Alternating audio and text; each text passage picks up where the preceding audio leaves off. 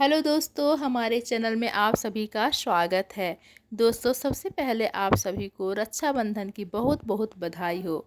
दोस्तों, आप सभी जानते हैं कि हिंदू कैलेंडर के अनुसार श्रावण माह की पूर्णिमा को रक्षाबंधन या कहें कि राखी का त्यौहार मनाया जाता है।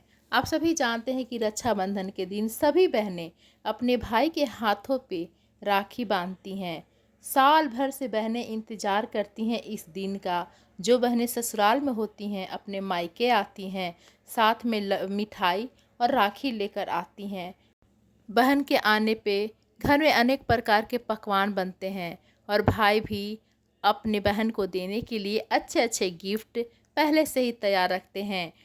तो चलिए दोस्तों, हम जानेंगे कि राखी की शुरुआत किसने की, कैसे हुई।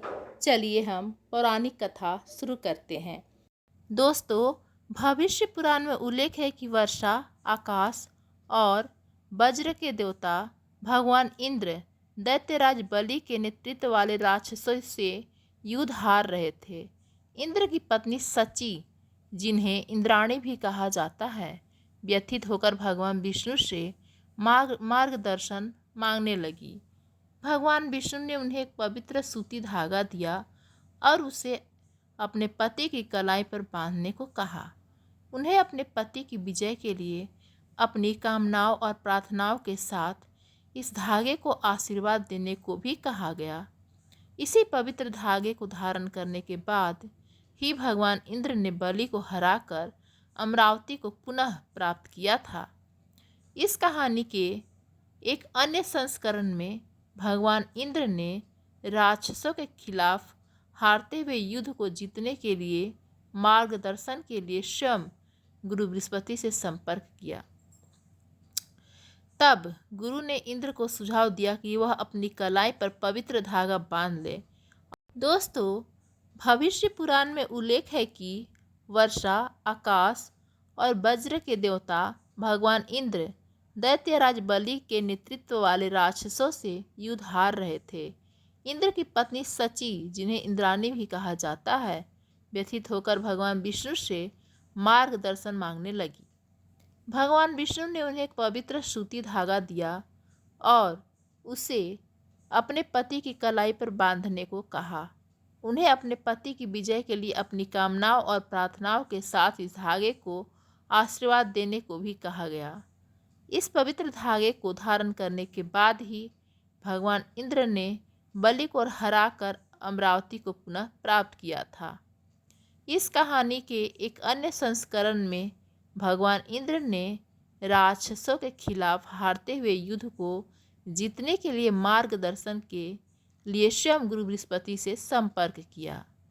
तब गुरु ने इंद्र को सुझाव दिया कि वह अपनी कलाई पर पवित्र धागा बांध ले और श्रावण पूर्णिमा के दिन पवित्र मंत्रों द्वारा इस धागे को अभिमंत्रित करें। इंद्र की पत्नी रानी सची ने अपने पति के लिए धागा लाया और उनकी कलाई पर बांध दिया, जिससे अंततः राक्षसों के खिलाफ युद्ध में इंद्र विजयी हुए। कई प्राचीन ग्रंथों में युद्ध पर जा रहे पतियों को पत्नियों द्वारा राखी बांधने के उदाहरण मिलते हैं। ऐसा माना जाता है कि इन पवित्र धागों में जादुई शक्तियाँ होती थी, जो उनकी सुरक्षा और विजय सुनिश्चित करती थी। दोस्तों, आप सभी जानते हैं कि कृष्ण भगवान जी और द्रौपदी सगी भाई बहन नहीं थे। उसके बावजूद भी, जन्म से भाई बहन न होने के बावजूद, श्री कृष्ण और द्रौपदी के बीच प्रेम और मित्रता का एक अनोखा और शक्तिशाली बंधन था।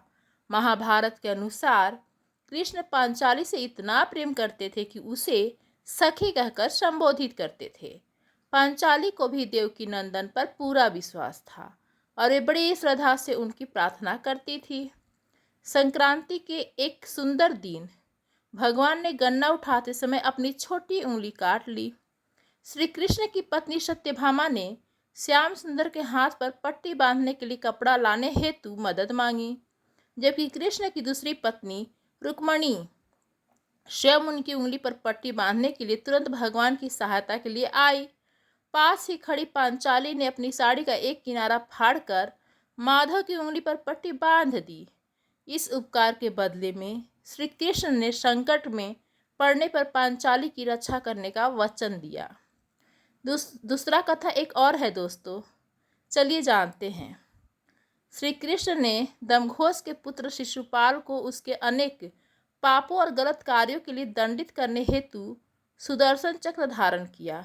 भगवान ने शिशुपाल पर दिव्य चक्र चलाया, जिसके तुरंत बाद उसका सिर धड़ से अलग हो गया। जब कृष्ण की उंगली से खून बहने लगा तो द्रौपदी, जो भगवान की अनन्य भक्त थी, उनकी उंगली पर पट्टी बांधने के लिए दौड़ी। उन्होंने अपनी साड़ी का एक छोटा सा टुकड़ा फाड़ा और उससे कृष्ण की उंगली ढक दी। द्रौपदी के प्रेम और स्नेह से देवकी नंदन इतने अभिभूत हुए कि उन्होंने उनके रक्षक बनने और आवश्यकता पड़ने पर उनकी रक्षा करने का वचन दिया। देवकी नंदन ने पांचाली से पूछा कि वह अपने निस्वार्थ भाव के बदले में क्या चाहती है। द्रौपदी ने एक प्रेममयी और समर्पित बहन की तरह कृष्ण से अपने जीवन में सदैव सुरक्षा और उपस्थिति की याचना की। पांचाली ने प्रत्येक वर्ष कृष्ण के हाथ पर राखी का पवित्र धागा बांधा और भगवान ने यक्षसेनी पर अपना आशीर्वाद बरसाया। श्री कृष्ण ने अक्षयम शब्द का उच्चारण किया, जो अनंतः प्रतीक एक आशीर्वाद था। कृष्ण भगवान जी ने द्रौपदी को बचाया। जी हाँ, आप सभी जानते हैं, महाभारत में भी दिखाया गया है कि द्रौपदी ने को जब जरूरत पड़ी तो कृष्ण भगवान जी ने उनकी सम्मान की रक्षा कैसे की। चलिए हम जानते हैं। द्रौपदी के उपकार का बदला चुकाने के लिए भगवान कृष्ण ने द्रौपदी के सम्मान की रक्षा की। जब कौरव ने दरबारियों से भरे दरबार में पांचाली के पतियों के सामने उसका चीरहरण करके उसका अपमान करने का प्रयास किया, जब दुशासन ने द्रौपदी का चीरहरण करने का प्रयास किया तो कृष्ण के आशीर्वाद से उसकी साड़ी अनंत हो गई। दोस्तों, कहने का मतलब कि जब दुशासन द्रौपदी का चीरहरण कर रहा था तो कृष्ण भगवान के आशीर्वाद से साड़ी इतनी ज़्यादा हो गई कि दुशासन खींचते खींचते थक गया, वे धरती पर गिर गया, लेकिन द्रौपदी की साड़ी खत्म नहीं हुई। इस प्रकार श्री कृष्ण ने पांचाली की रक्षा की, ठीक वैसे ही जैसे कि भाई अपनी बहन की सभी बुराइयों से रक्षा करता है। दोस्तों, वृंदा और मथुरा के अनेक त्योहारों में से पवित्र ब्रज में रक्षाबंधन का विशेष महत्व है। इस पवित्र नगरी के लोग श्री कृष्ण को अपना प्रिय पारिवारिक सदस्य मानते हैं और वृंदावन के अनेक मंदिरों में भगवान को देवकी नंदन के साथ प्रेम और बंधन के प्रतीक के रूप में सुंदर राखियां अर्पित करते हैं।